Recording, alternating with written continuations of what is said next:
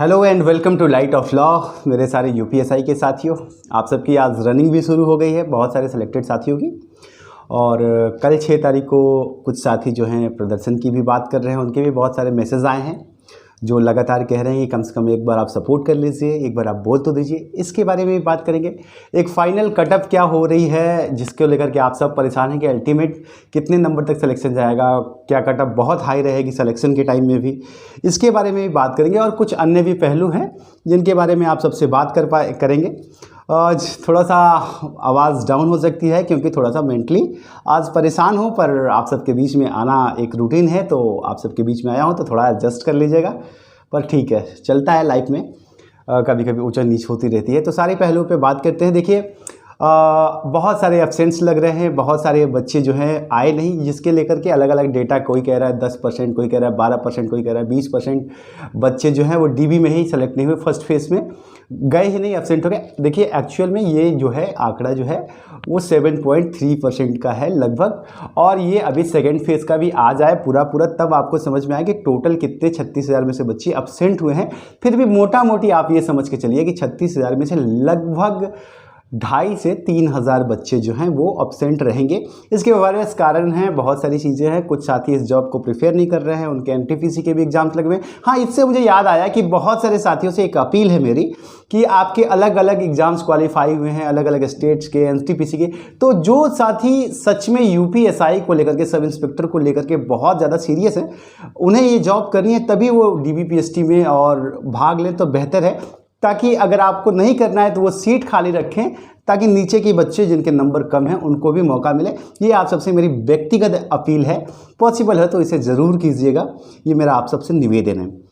और साथियों देखिए, आप लोगों को लगातार बहुत सारी चीज़ें, आप सब परेशान भी हैं। अच्छा, इससे पहले मैं ये बात कर लेता हूँ कि जो मुझे लगातार आ रहा है कि सर कम से कम आप एक बार प्रोटेस्ट के लिए एक बार सपोर्ट कीजिए, एक बार बोलिए। देखिए, हमें हमारा काम पता है कि हम कैसे भविष्य से बचा सकते हैं, उसके लिए हम प्रयास भी कर रहे हैं। लगातार हमें कमेंट्स भी आ रहे हैं और हम उस पर काम भी कर रहे हैं। यूपी पुलिस एज रिलैक्सेशन के मामले को लेकर के आपने देखा है कि हमने अपनी तरफ से प्रयास शुरू कर दिया। आप देख सकते हैं कि हम पत्र लिख रहे हैं, अलग अलग तरीके से जो भी है, जहाँ जहाँ पहुँचानी है बातें मैं पहुँचा रहा है। और ये कहना आसान होता है, लेकिन अभी तक आपके लिए ये कोई कर नहीं रहा है। ठीक है, सब अलग अलग तरह की बातें कर रहे हैं, लेकिन मैं आपको दिखा रहा हूँ कि मैं कर रहा हूँ। यार थोड़ा सा कर तो रहा हूँ ना, कुछ तो कर रहा हूँ ना, आपके लिए ही कर रहा हूँ ना। तो मतलब फिर भी क्यों ये ऐसा आप सोचते हैं कि ये बहुत आसान होता है किसी को डिफेम करना। तो कर तो रहा हूँ ना, कोई और तो कर भी नहीं रहा, सिर्फ बातें बनाना आता है लोगों को। तो देखिए, एक चीज़ मैं बताता हूँ कि शायद आप में से बहुत सारे साथियों को पता नहीं है, जिनको मेरे बातों से प्रॉब्लम है वो अभी यहाँ से जा सकते हैं। लेकिन जो साथी मुझ पर भरोसा करते हैं और वो लगातार कह रहे हैं कि क्या करें सर, देखिए, मैं किसी भी फिजिकल प्रोटेस्ट के लिए कभी भी समर्थन नहीं दे सकता हूं। इसके मेरे अपने रीजन से, मैंने बहुत सारे फिजिकल प्रोटेस्ट देखे और उसमें क्या होता है, संचालन की कमी होती है और उससे चीज़ें बिगड़ती हैं। बहुत सारे साथियों को नहीं पता है कि राजधानी हाई अलर्ट पे पिछले 3 दिन से ऐसी मुझे सूचना मिली। और ये भी है कि बहुत सारे साथियों के आगे चल के लेखपाल के एग्जाम्स हैं, एनटीपीसी के एग्जाम्स हैं, बहुत सारे एग्जाम्स बचे हैं। यूपी पुलिस कांस्टेबल की भर्ती आ रही है, उसको लेकर के हम लड़ाई लड़ रहे हैं कि उसमें भी आईओसी में छूट लगे।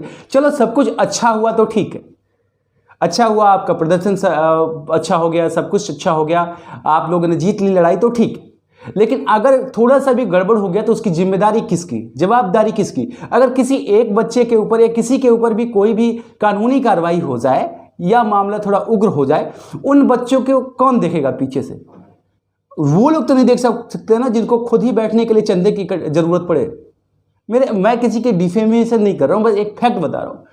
खुद बैठने के लिए चंदे की जरूरत है, आप दूसरों का साथ कैसे दे पाओगे अगर ऐसी कोई परिस्थिति बनती है? तो मैं अंधे कुएं में नहीं डाल सकता। हाँ, ट्विटर कैंपेन है, चलिए मैं उसके लिए आपको सपोर्ट करने के लिए तैयार हूँ। आप जो चाहते हैं इन्वेस्टिगेशन के लिए, री एग्जाम के लिए तो ये पॉसिबल भी नहीं है, क्योंकि आपको पता है कि ऑनरेबल हाईकोर्ट में ही बातें चलें। और एक और चीज़ है कि इस तरह की चीज़ों से, ये आप ही के केस को आप एक बार किसी से बात कर लीजिएगा, जिनको कहते हैं कि आप सो कॉल्ड आप भी एडवोकेट हैं, तो एक बार बात कर लीजिएगा कि ये सारी चीज़ें आप ही के केस को कमज़ोर करेंगे कि बच्चे जो हैं इस तरीके से कर रहे हैं। और फिर बहुत सारी चीज़ें उसमें आती हैं। खैर, इस बारे में मैं बात नहीं करूँगा। तो इसलिए मेरा ये रीज़न है कि मुझे जहाँ भविष्य से बचाना है, मुझे आपसे पूछने की ज़रूरत नहीं है, मैं कर रहा हूँ और वहाँ मैं करूँगा। लेखपाल की तैयारी कर रहे हैं बच्चे, कल कोई प्रॉब्लम हो जाए, बच्चे अपनी तैयारी नहीं कर पाएंगे, कौन उसका जिम्मेदार होगा? इसलिए मैं फिजिकल प्रोटेस्ट की बात नहीं कर रहा हूँ। मर्जी है आपकी, आप चाहें जाएं ना जाएं, आप स्वतंत्र भारत के स्वतंत्र नागरिक हैं। सब आर्टिकल्स का हवाला दे रहे हैं, सारे संविधान का हवाला दे रहे हैं। ये समझ में ही नहीं आ रहा है कि मतलब क्या बताएं, कितने संविधान के नियम और कानून आज के डेट में चल रहे हैं, कितना कुछ चल रहा है, वो आप सबको पता ही है। तो ठीक है, आपका राइट्स है तो आप कीजिए, रिप्लिकेशंस के लिए भी तैयार रहिएगा। मैं तो सिर्फ आपको डरा नहीं रहा हूँ, सिर्फ एक बता रहा हूँ, ठीक है। बाकी आप सबकी मर्जी है। तो ये था इसके लिए, और इसको निगेटिव वे में लेना है आपकी मर्जी है। मैं सिर्फ उन लोगों के लिए जिनके लिए मैं जिम्मेदार हूँ, जिन लोगों ने मुझ पे भरोसा रखा है, मुझसे पूछते हैं, उन लोगों के लिए मेरा ये बात है। बाकी आपको जो करना है आप कर सकते हैं। अब देखो, जो बच्चे बहुत सारे एब्सेंट हो रहे हैं, जिसका अभी तो फर्स्ट फेज में लगभग 7.30% बच्चे एब्सेंट हुए हैं, या फिर अलग अलग कारणों से पकड़े बहुत कम गए हैं। कुल मिलाकर 8 लोगों को ही पकड़ा गया है। टोटल 8 लोगों के बायोमेट्रिक्स वगैरह के कुछ मैटर्स हुए हैं।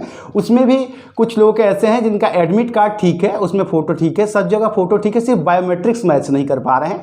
तो उन लोगों का भी अलग से जाँच चल रहा है, लेकिन वो क्यों हुआ है इसकी भी जाँच चल रही है। तो ये टोटल मतलब भर्ती में ऐसे जिनके बायोमेट्रिक्स और फोटो नहीं मैच किए, ऐसी मेरी जानकारी में सिर्फ 2 या 3 लोग हैं, और उनके ऊपर मुकदमे भी दर्ज हो गए हैं।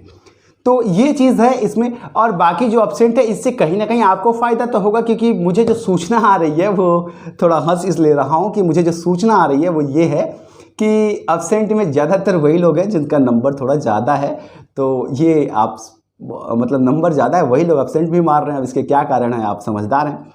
तो कहीं ना कहीं इससे मेरिट आपकी प्रभावित हो सकती है। और आप लोगों ने बहुत अच्छी तैयारी की है रनिंग की, और सब पास हो रहे हो। करीब 85 to 90% बच्चे मतलब रनिंग में पास हुए हैं आज। और देखो, इसका जो सब लगातार कह रहे हैं ना, कटअप बताओ सर, लास्ट में अल्टीमेट मेरिट कैसे आ जाएगी, सब बता भी रहे हैं। लेकिन आपको लगता है कि मतलब सिर्फ एक दिन की रनिंग से आप सारा डेटा कलेक्ट कर सकते हैं कि कितने लोग दौड़ रहे हैं, कितने लोग पास हो रहे हैं, तो फिर मेरिट कितनी जाएगी? नॉर्मलाइजेशन में किसके कितने नंबर बढ़े हैं, क्या आप सबको पता है? किस शिफ्ट में कितने नंबर दिए गए हैं? तो आपको कैसे पता है कि कौन सा बच्चा, अभी सिर्फ रिजल्ट आया है, सबको पता है कौन क्वालिफाई है कौन डिस्क्वालीफाई है, लेकिन किसके नंबर कितने हैं ये किसी को नहीं पता है। तो अभी कटअप बताना थोड़ा मुश्किल, लेकिन मैं आप सबको बता दूंगा, और एग्ज़ाम रनिंग के जस्ट बाद बता दूंगा, या रनिंग के आखिरी दिन आपको मैं बता दूंगा, या बीच में कोई पक्की खबर मिलेगी तो मैं आप सबको ज़रूर बता दूंगा। पर अभी बताना थोड़ा मुश्किल है। लेकिन हाँ, ये जो कहा जा रहा है कि एकदम से पूरा हाई ही रहेगा कटअप, 130 के नीचे किसी का सिलेक्शन ही नहीं होगा, ये थोड़ा सा कॉन्ट्रडिक्टरी है, और मैं इसको नहीं मानता हूँ। बट लक बाई चांस क्या होता है देखते हैं। पर मुझे लगता है कि इतना नहीं होगा, इतना नहीं होगा, पर देखते हैं क्या होता है। तो ये सारी चीज़ें हैं। आप सब अपनी रनिंग की तैयारी करते रहिए, दूसरे फेस वाले अपने DVPS डॉक्यूमेंट वेरिफिकेशन की तैयारी कीजिए। कोई सुझाव, कोई सलाह हो, या फिर पुलिस कांस्टेबल में हमारी मुहिम से जुड़ना हो, तो आप जुड़ सकते हैं। टेलीग्राम का लिंक दे दूंगा, आप मुझे कमेंट सेक्शन में भी दे सकते हैं। आप सबके सुझाव का स्वागत करूँगा। तो ये था UPSI को लेकर के सारी अपडेट्स। अगर आप चैनल पर नए हैं तो मर्ज़ी है आपकी, अगर आप चाहें तो आप सब्सक्राइब करके बेल आइकन दबा सकते हैं। बाकी मर्ज़ी है आपकी। मिलता हूँ अगली अपडेट के साथ, तब तक के लिए